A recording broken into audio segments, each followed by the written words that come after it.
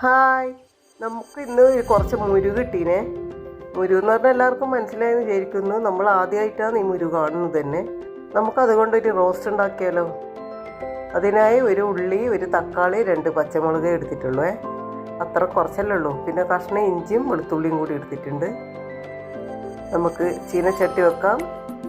എന്നിട്ട് അതിൽ വെളിച്ചെണ്ണയിലാണ് ഉണ്ടാക്കിയത്, അതാ ടേസ്റ്റ്.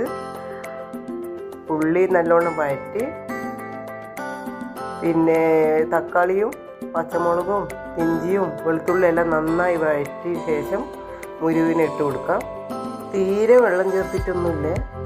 പിന്നെ ആവശ്യത്തിന് ഉപ്പും ചേർത്ത് ഇളക്കി മൂടി വെക്കുക. മൂടി വെച്ച് നന്നായി വേവിച്ചെടുക്കുക. അത്രയേ ഉള്ളൂ. നല്ല ടേസ്റ്റാണ്.